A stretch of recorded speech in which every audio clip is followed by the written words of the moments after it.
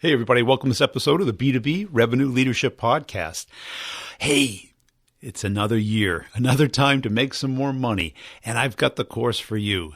Start the Conversation, Get the Meeting will help your team, both business development, sales development, get into those new cold accounts, whether that function is under marketing or sales. I'll help you with that by starting organic, natural conversations, not pitching.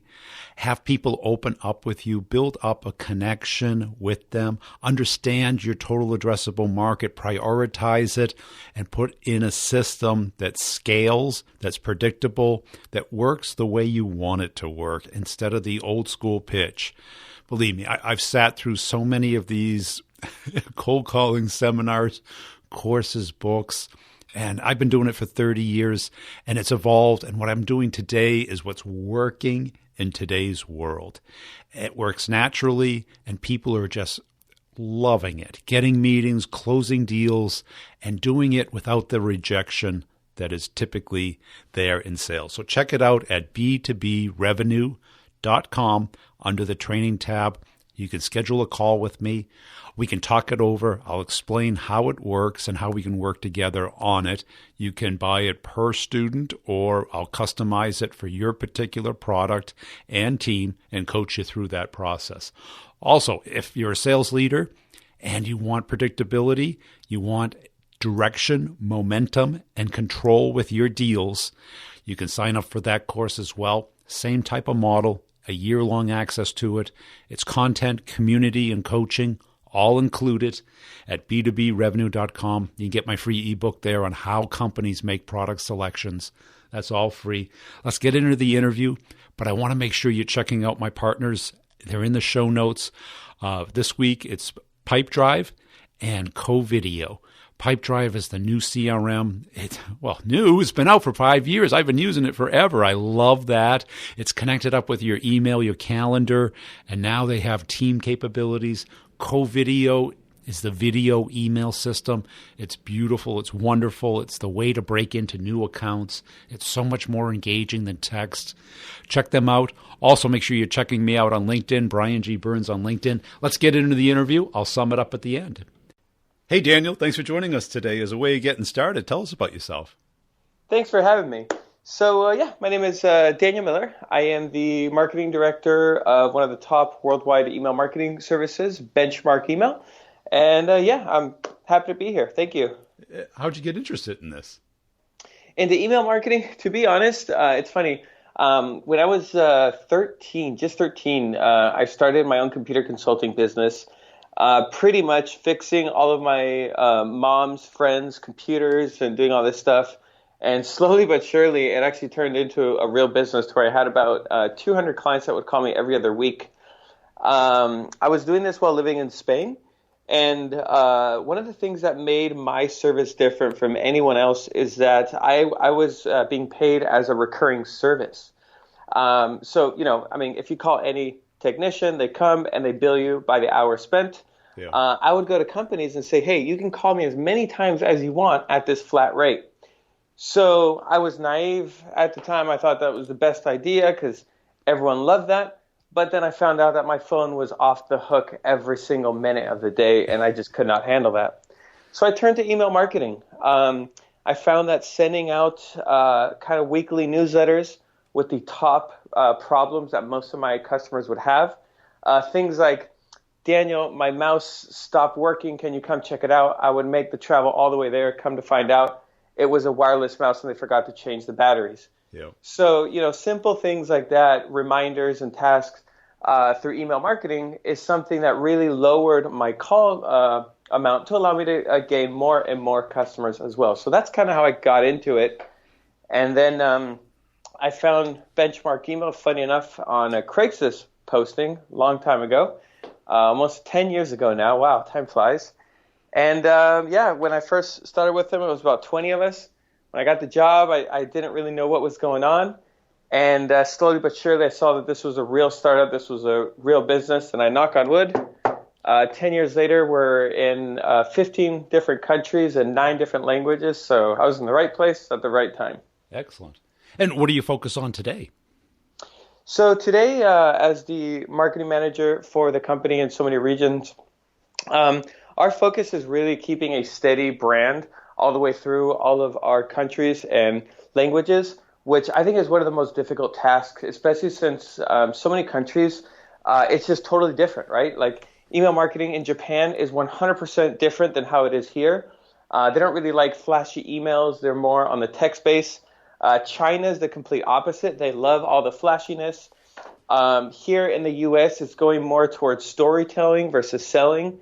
So, it's been a really interesting experience to try to focus on a brand consistency throughout so many different regions and countries. So, yeah. And what have you seen change in the last few years? I think the adoption of email marketing itself, I would say 5 years ago, when I would go to a conference or a trade show and I would tell people, hey, I'm in email marketing, they would immediately relate that to spam.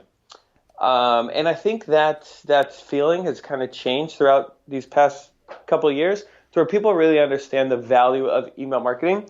And people are more open to sign up to companies and brands that they trust because they understand now that email marketing is adding value to their experience, not just trying to sell. And when you say add value, what because that obviously depends on what they're sending, right? And how often they're sending it. Absolutely, yeah. And that is 100% in the responsibility of the company and the brand. Yeah. But I mean, it's something that the brand sees right away.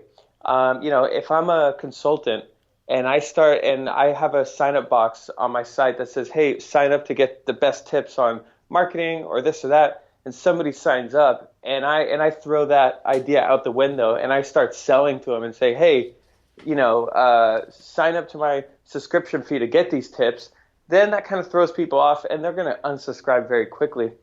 Adding value through email marketing is all about whether you have a product or service, really relating to your customer and trying to get into their shoes and show them how your product or service can help them make their life better, easier, and so forth.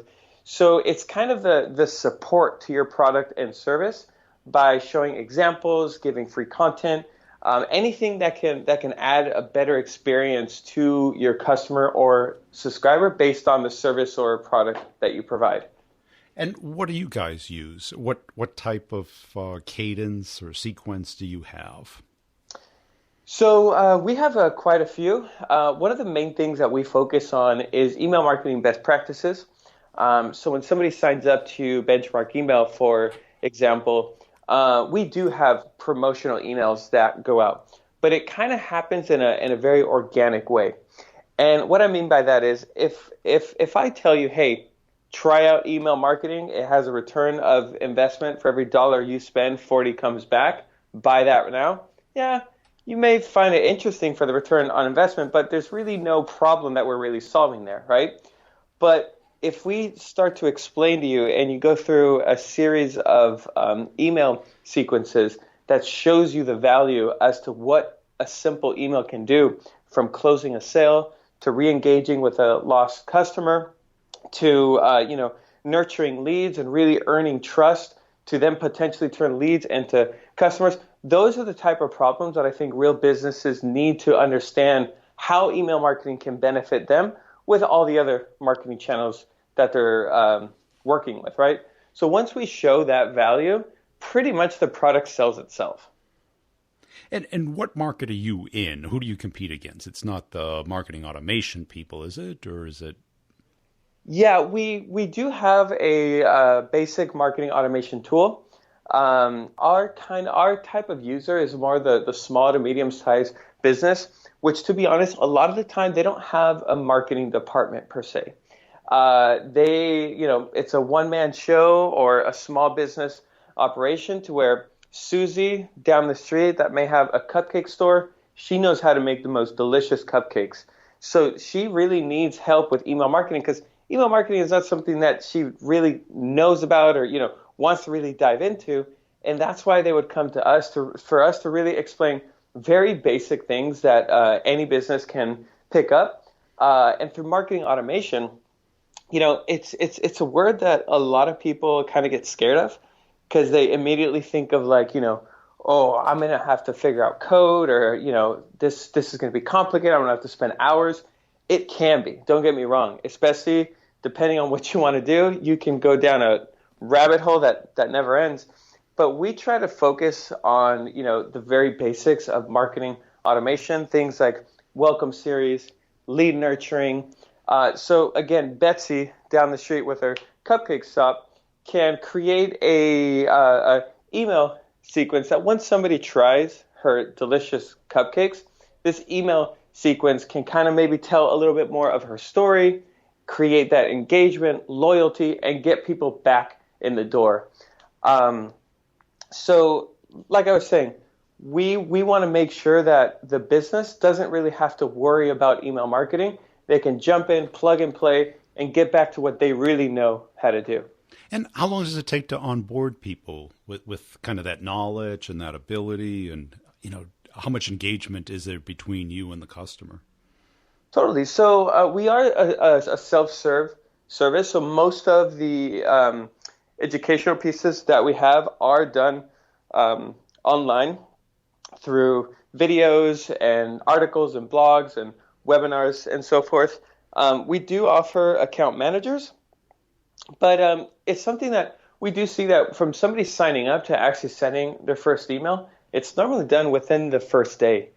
And then when it comes down to marketing automation, once they get over that fear of, oh my goodness, this is going to be so complicated, and they actually jump in and they see it, normally the automation is also created on that same day and activated within the same day as well.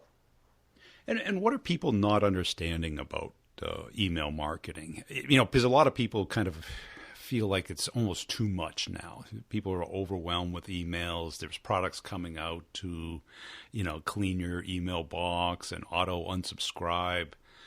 Where do you see it going? Well, it's going back to the value aspect of it. When companies see that it's being too much, it's because they're not really identifying what is the value that they're providing to their customer. What is the problem that email marketing is helping them solve? I see companies day in and day out that just say, hey, we got this product, let's try to sell it. Or, hey, our numbers are down, send out that next email and sell. Which, again, email marketing can be used in that way, but it shows so much more value on the long term by really engaging. And the hard part about that is it's hard to quantify something that's an engagement to dollars, right? And a lot of companies have difficulty saying, okay, well, if I create this email series, it's going to take 3 months or 6 months to even go through the whole series. And then I got to figure out how that affected my lifetime value, my customers, the purchase history.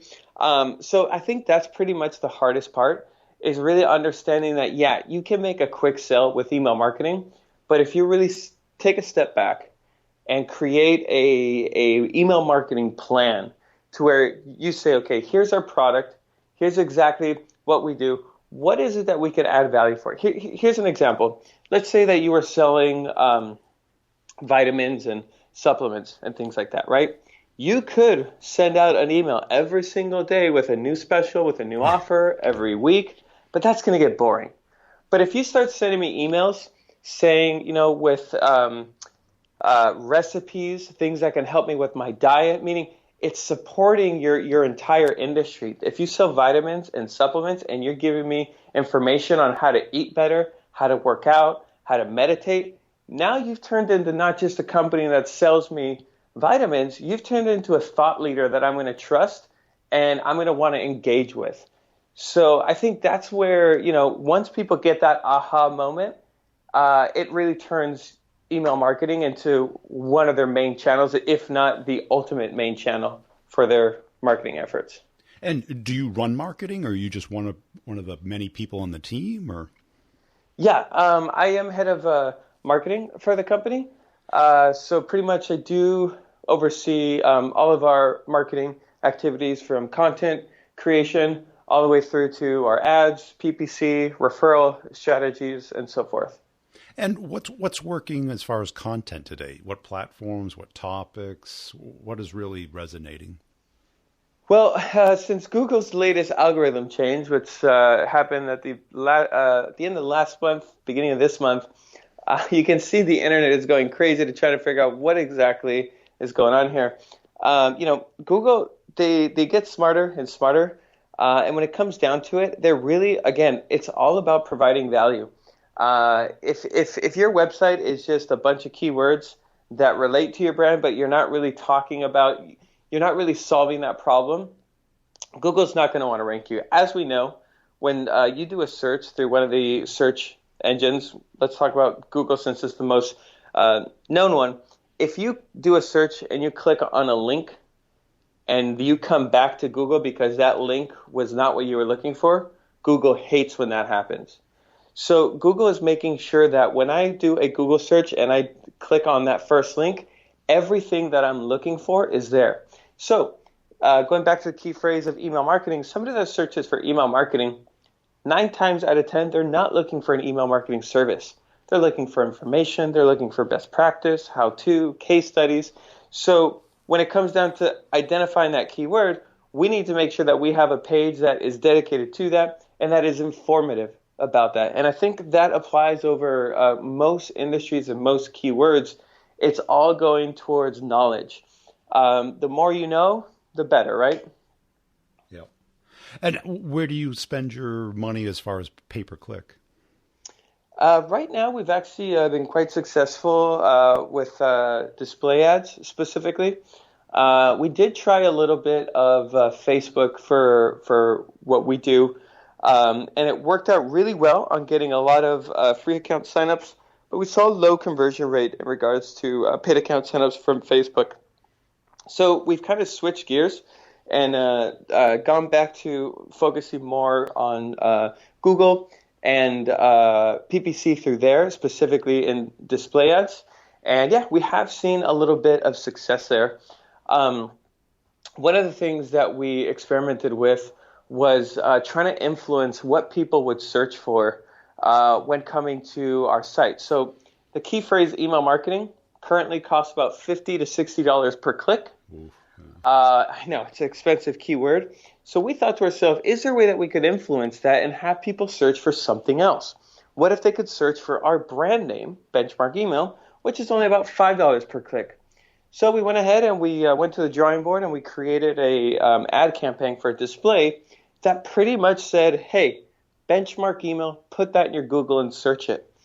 Funny enough, I was surprised that Google even allowed this ad to go through. I hope they don't hear this podcast. I don't want them to shut that ad down, but it worked. Believe it or not, our impressions went through the roof. People were definitely listening to what we were saying, and they started to search for our brand name instead of email marketing. And to target this, we specified with Google Audiences to focus on people that were B2B, looking for software, looking to buy, and so forth. And it's turned out to be a really successful campaign for us.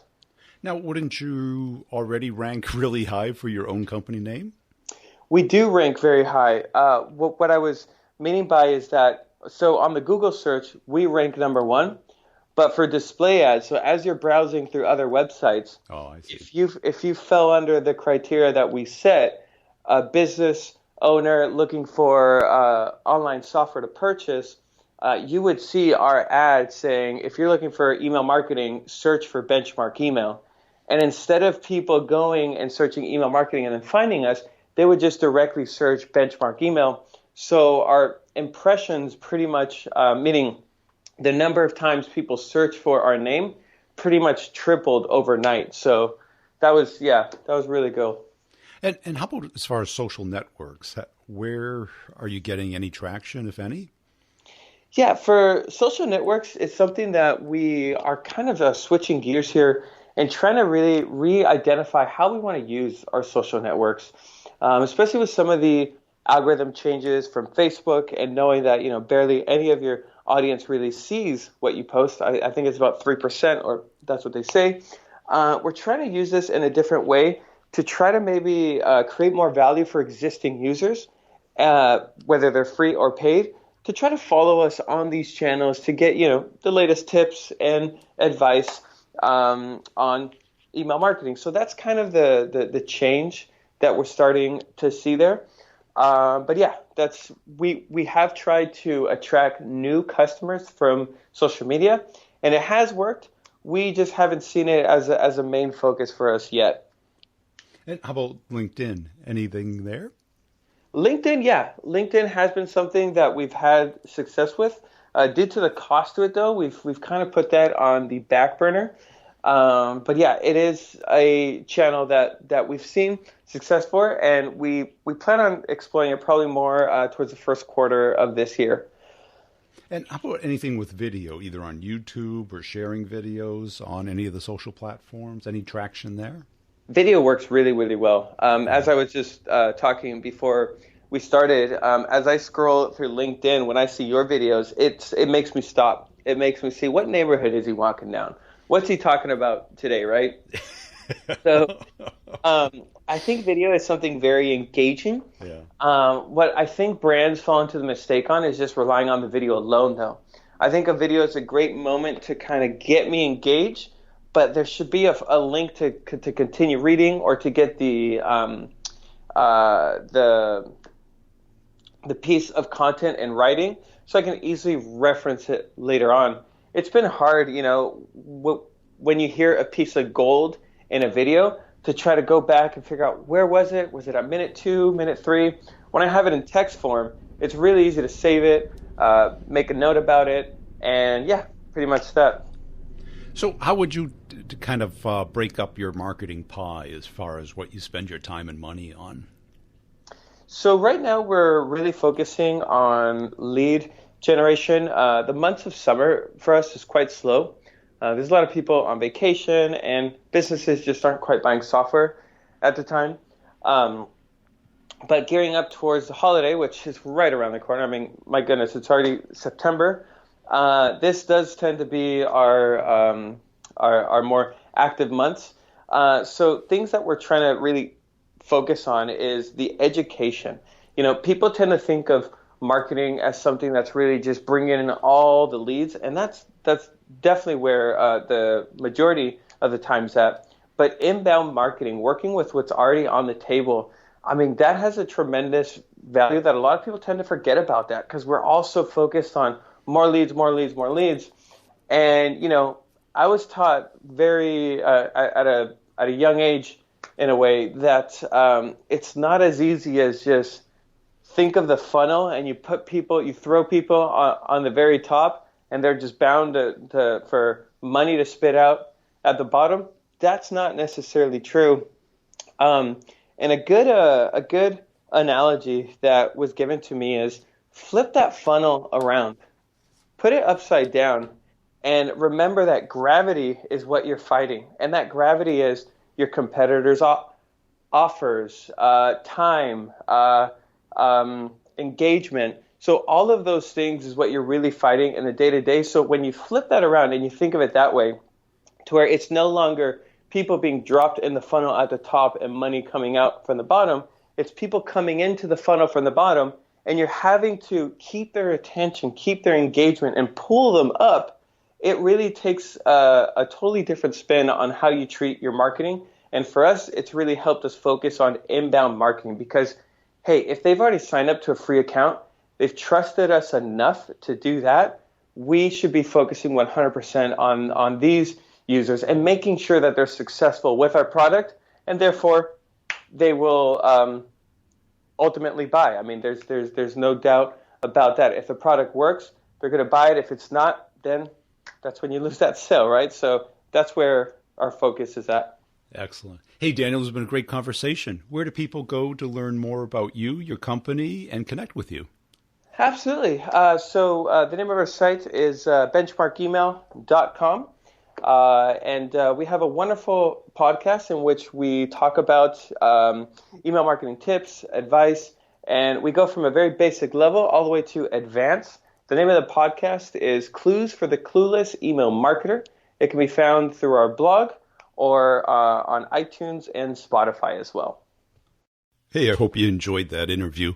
Hey, I want to make sure you're checking out b2brevenue.com. That is where you can get a free copy of an ebook that I did. It's a real ebook. It's not a fluff book. It shows and talks about how companies make buying decisions and how you can influence that from both a marketing and a sales standpoint, how to find all the people that are in the decision path and what they need to see, know, and touch and feel before they make a product selection.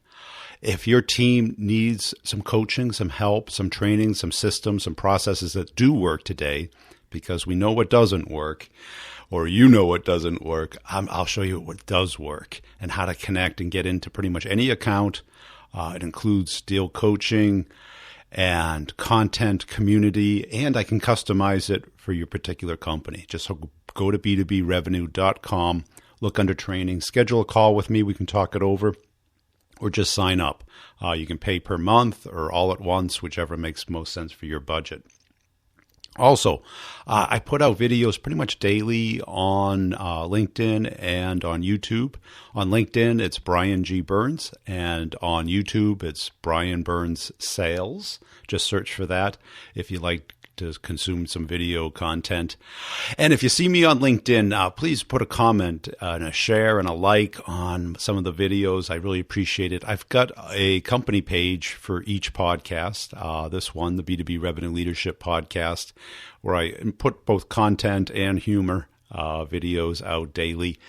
And tell a friend about the podcast. Really appreciate you listening. Check out the show notes for all the partners and the connections you can make there, the coupon codes for the products to evaluate them, see if they're a right match for you. And we'll see you next time.